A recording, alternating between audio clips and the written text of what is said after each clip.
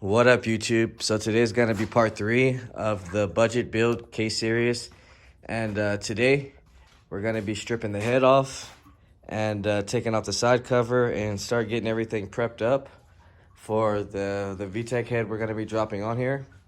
So if you haven't looked at the first 2 parts, this is everything that I've gotten so far. So we're gonna be using an RBB3 head from a K24. It does still have true VTEC, and it does have the 36mm valves, so it's still like a K20 head. We're going to be using the Z3 cams with the 50-degree VDC, so that'll give us a little bit more power. We still got to clean all that up though. Other than that, I got the main things for getting a K24 dropped in. You're going to need a water pump housing. If it's not USDM, the USDMs usually come with them, but this motor didn't have one. So JDM ones, you definitely need a housing. American, you don't. We got our top idler puller, we got our tensioner puller, we got our alternator, starter, intake, thermostat housing, light and flywheel. And the new parts that we got, we also got a crank pulley from a K20. And then I had this laying around since it was supposed to be for a Type S. They sent me the wrong one, but I guess I'll just keep it now. Got the water pump. We found this little coil pack cover, which is carbon Kevlar, so I was like, I might as well throw it in there.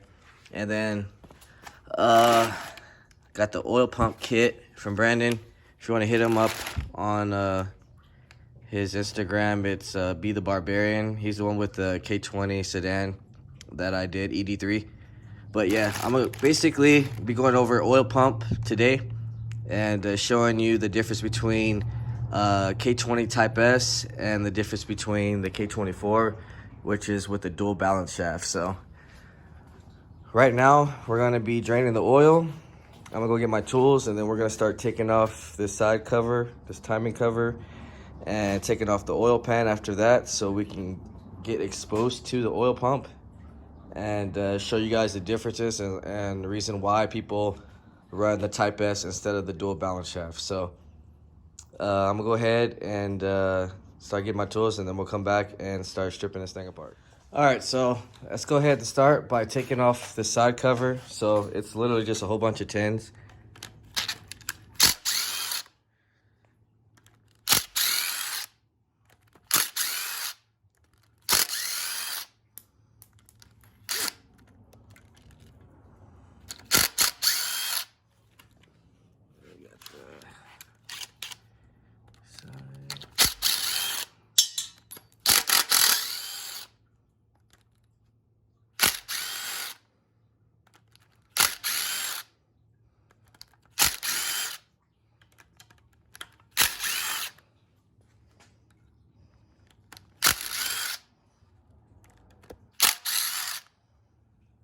Alright, we're also gonna do the ones at the bottom.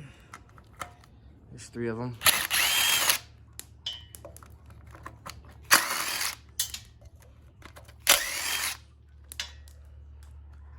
Alright, so that's pretty much all the side screws for the cover. Alright, still got one more right there actually.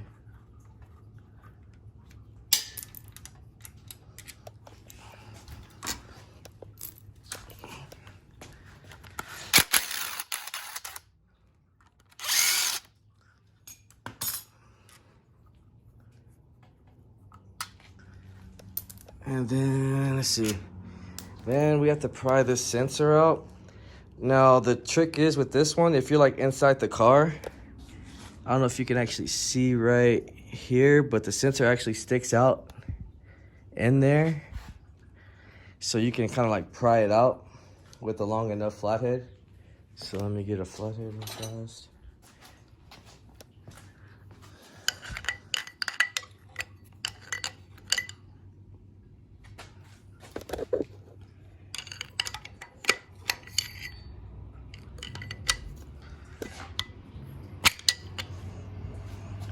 Snap it out like that, and bam.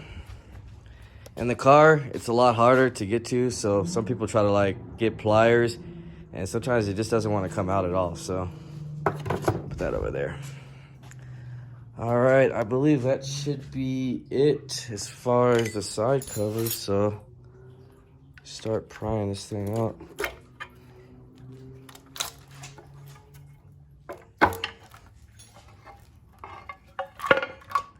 All right, so that's our cover. So now we're exposed to the timing. So I'm gonna just go ahead and start taking off the tensioner.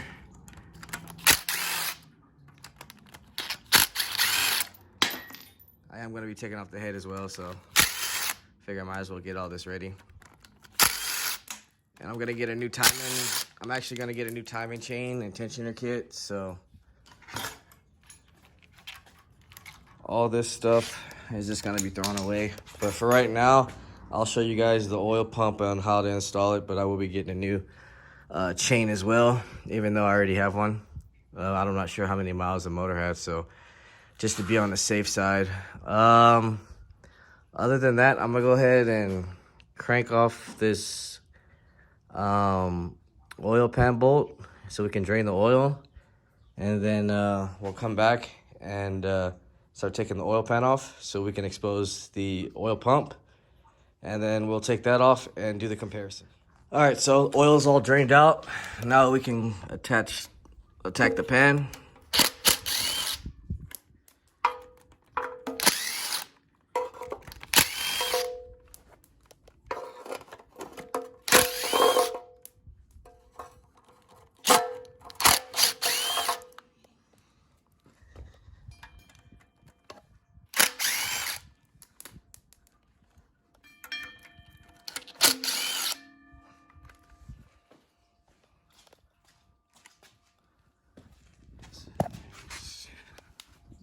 Not sure exactly how many are there, but there's a few of them.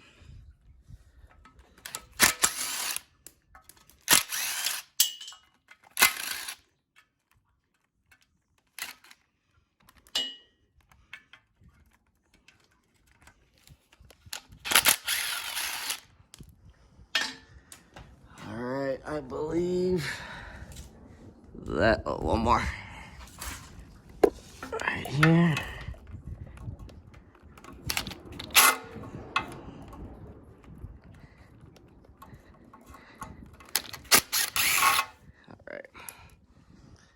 So with the silicone on there, it's gonna be kind of hard to pry off. So I'm gonna go ahead and do that real quick off camera because it takes a minute. And then we'll come back and expose the oil pump. All right, so we're back now. We got the oil pan off, and this is the oil pump. So let me go ahead and take it off so we can show you exactly what I'm talking about, comparing it to the other one.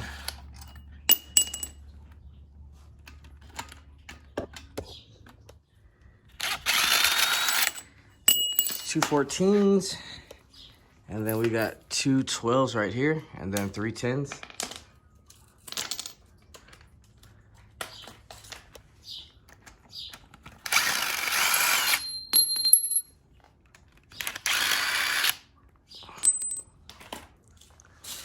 And then we got three 10s on the tensioner.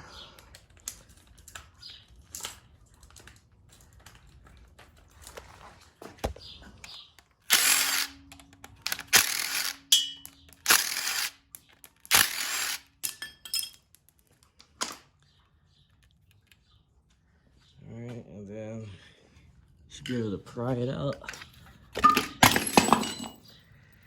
Okay, or fall out.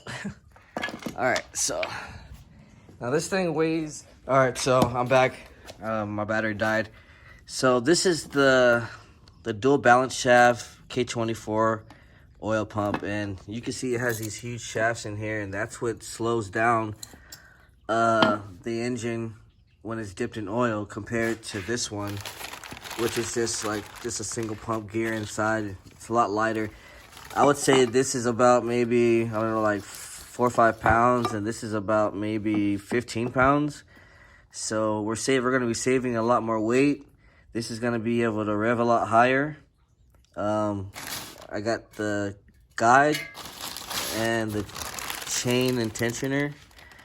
So later on, when we start actually putting this motor back together, we'll be showing you how to install everything. But also another thing we have to take out and block on the block is the oil jet. So this is it right here. Let me see if I can take it out real fast. All you kind of need is just something you can screw it into.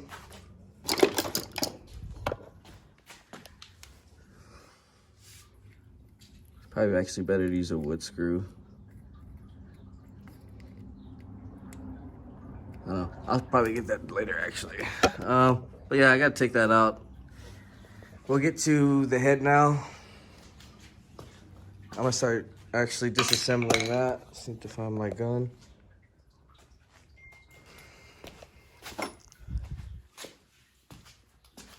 All right, so what I like to do is start from the inside and then cross.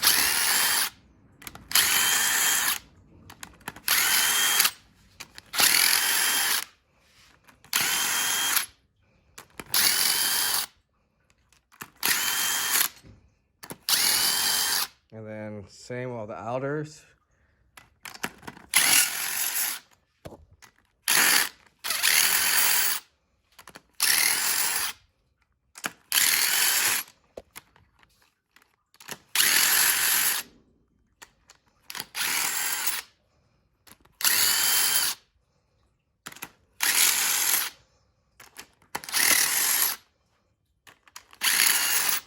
And they just pop up a lot easier. It kind of releases the tension all at once instead of being on one-sided. So like they all kind of pop up. So in order to kind of take the top off, you just get like a little, let's see, where's my soft hammer? I have this right here. And kind of knock it left to right and then use a flathead to pry it. So,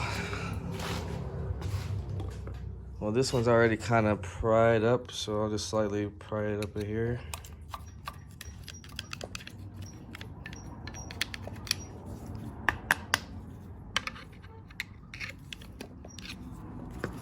Sometimes tapping it will help also. All right, so that one's done.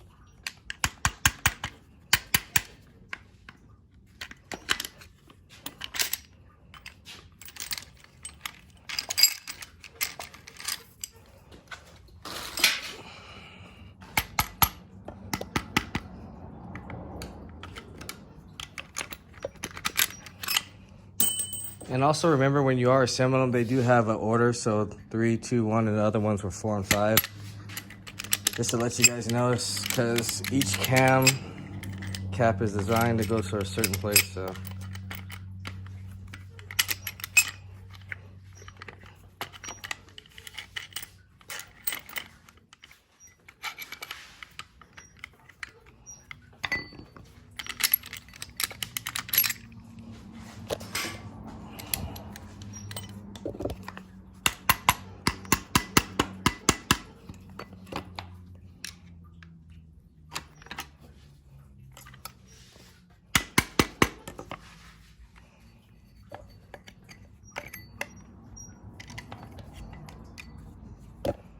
Sometimes they bind up, so you kind of have to push the other side down.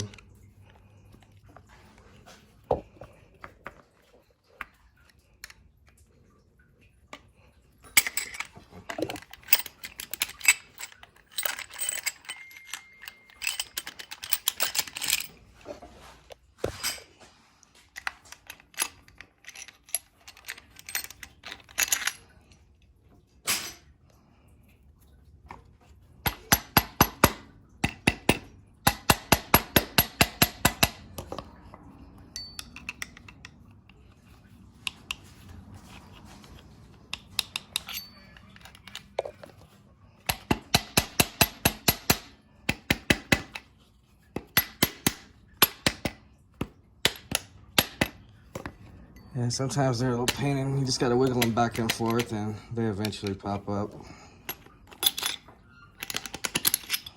All right. so those are off. We can take our chain off now. Take the cam off.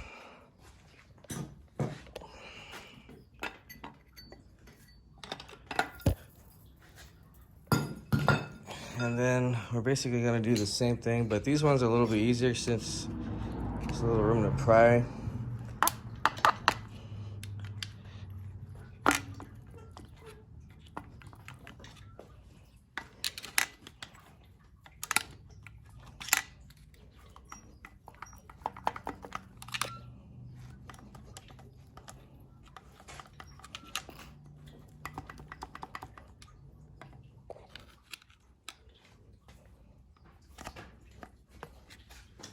Yeah, Jose's trying to come tomorrow to take the harness.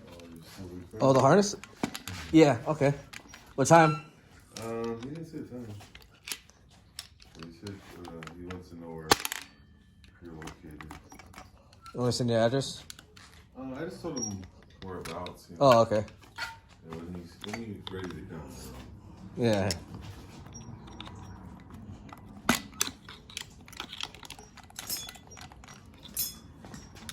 Sometimes you just gotta be a little patient on these things because the guides on here are pretty good. And it's kind of hard doing it one-handed. And I still have 2 bolts on here that I did miss, so you'll let me take those off. That's probably my fault.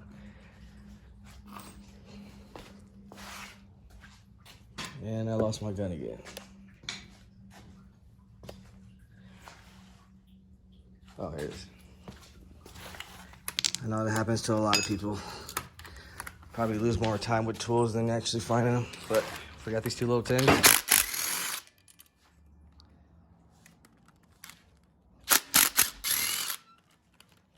All right, maybe that should pry these up. Yeah? All right, so I'll try to keep this together.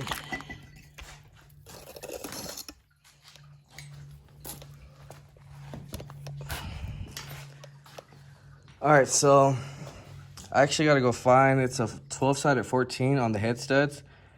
I'm going to go ahead and get that, and we'll come back and finish taking this head off, and then we'll probably finish this video. All right, so I got my 12-sided 14, as you can see. And if anybody wants to know, all my tools come from Harbor Freight. So, I mean, I don't have nothing special. I've done plenty of swaps. I don't have Snap-on tools. I used to have Snap-on, but when you lose them and stuff, it's not even worth the money, especially when I go through tools. But yeah, start getting the head off.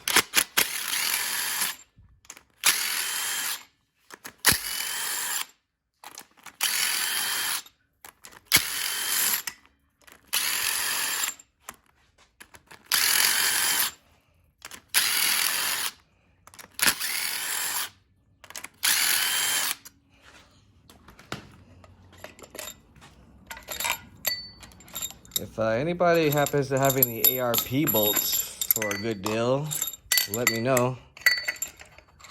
Like I said, I'm on a budget. I got some stuff to trade.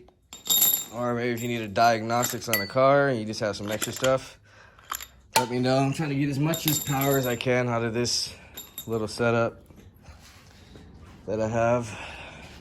Like I said, I hopefully can shoot for the 200 horsepower to the wheel. So if I can do that, that'll be cool. Even if it's like 195, I'm cool right there. It's gonna be pushing decent power, at least more than most B series. All right, so it's pretty much ready to come off. Can I help you real quick?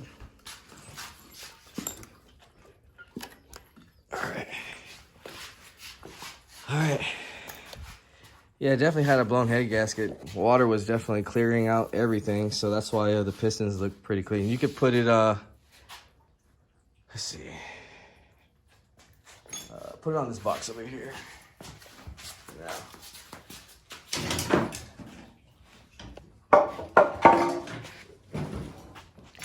Yeah, so these are the pistons that supposedly hit, so I can kind of see why, maybe around here. But this is the intake side, so I don't know. We'll see. I mean, I'm going to put an oversized gasket so it gives me a little bit more clearance. But like I said, I've seen this setup done before, so I'm not too worried. I'll just hope everything that I got just works together. So basically, so far what we got, we're lightening up the crank pulley compared to this right here. So it's a little bit smaller. Weight wise, I say it's a little bit heavier too. So smaller pulley size, and then as you can see, the valves. Oh, actually, let me show you on this head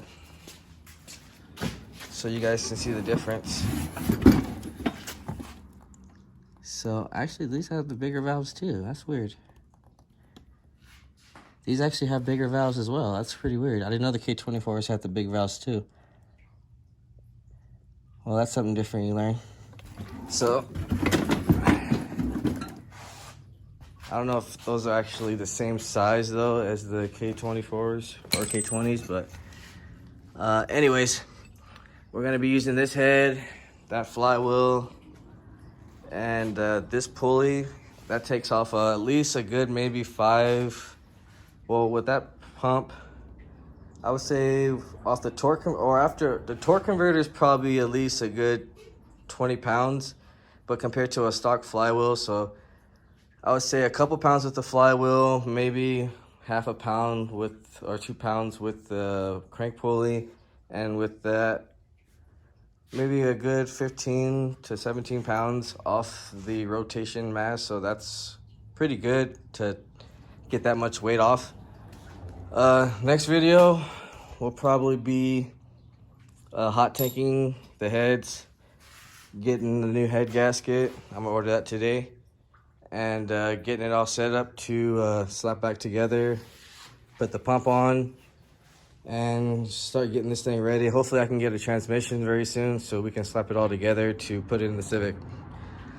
If you haven't, like, share, subscribe, comment, let me know what you guys think. All right, just ran out of time real fast, but yeah, also I wanted to say, if you want to hit me up on Instagram, it's rarewitted_, and if you want to email me, it's honda.mike1988@gmail.com. All right, I'll see you guys next time.